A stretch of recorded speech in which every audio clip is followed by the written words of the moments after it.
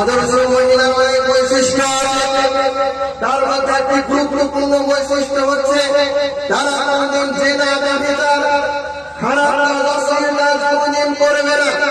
একজন পুরুষ কোনদিন জেনা ব্যভিচার করবে না, একজন মহিলা কোনদিন জেনা ব্যভিচার করতে পারে না। যারা আদর্শ নারী হবে, আদর্শ পুরুষ হবে, এই কাজ থেকে, এই খারাপ কাজ থেকে তারা বেঁচে থাকবে। আল্লাহ পাক রব্বুল আলামিন লা তাকরাবুজ জিনা ইন্নাহু কানা ফাহিশাতান ওয়া সাআ সাবিলা। তোমরা জিনার নিকটবর্তী হয়ে না, যেখানে জিনা হওয়ার সম্ভাবনা আছে, জিনা হতে পারে, যেই জায়গায় গেলে জিনা হবে, যেই জায়গায় গেলে জিনা হওয়ার সম্ভাবনা আছে, সেই জায়গায় আল্লাহ পাক রব্বুল আলামিন যেতে নিষেধ করেছেন, তোমরা জিনা ব্যভিচার করবে না।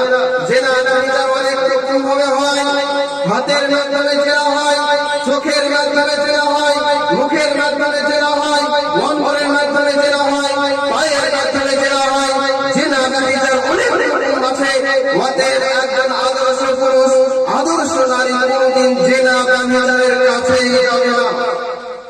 আল্লাহ রাসূল সাল্লাল্লাহু আলাইহি ওয়াসাল্লামকে সাহাবী জিজ্ঞাসা করলেন, হে আল্লাহর রাসূল, আন আকতারি মা ইউদিন নাস আল জান্নাহ, কোন জিনিস মানুষকে জান্নাতের দিকে নিয়ে যাবে, কোন কাজ মানুষকে জান্নাতের দিকে নিয়ে যাবে, কোন আমল করলে, কোন কাজ করলে মানুষ অধিকাংশ জান্নাতে যাবে? তখন আল্লাহ রাসূল বলছেন, তাকওয়াল্লাহ রাসূল, একটা হচ্ছে আল্লাহ ভীতি, আর একটা হচ্ছে উত্তম চরিত্র। আল্লাহকে ভয় করবে, যখনই কোনো অন্যায় কাজ করবে, হয়তো পৃথিবীর মানুষ দেখতে পাই না, আপনি গোপনে খারাপ কাজ করছেন, অতএব আপনাকে মনে রাখতে হবে, হয়তো মানুষ দেখতে পাচ্ছে না, কিন্তু আল্লাহ পাক রব্বুল আলামিন দেখতে পাচ্ছে। এইভাবে যারা আল্লাহকে ভয় করবে, খারাপ কাজ থেকে বেঁচে থাকবে, তার চরিত্র আদর্শ হবে, ভালো চরিত্রবান মানুষ হবে, তারা কোনদিন তারাই বেশিরভাগ জান্নাতে যাবে। তারপর আল্লাহ রাসূলকে আবার জিজ্ঞাসা করা হলো, আন আকতারি মা ইউদিন নাস আন-নার, কোন জিনিস মানুষকে জাহান্নামের দিকে নিয়ে যাবে? তখন আল্লাহ রাসূল সাল্লাল্লাহু আলাইহি ওয়াসাল্লাম বলেছেন, আল ফারু ওয়াল ফুরুজ, একটা হচ্ছে মুখ, আর একটা হচ্ছে লজ্জা স্থান।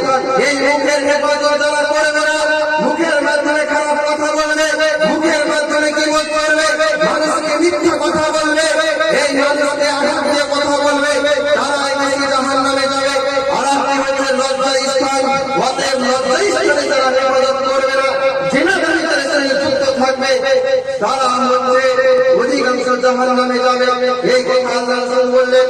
অতএব আদর্শ পুরুষ যারা হবে, আদর্শ মহিলা যারা হবে, তারা কোনদিন এই জাহেলিয়া মুনাফিক জিনা ব্যভিচার থেকে তারা দূরে সরে থাকবে। সম্মানিত মুসলিম সমাজ, আজকে আমাদেরকে এই সব কাজ থেকে বেঁচে থাকতে হবে।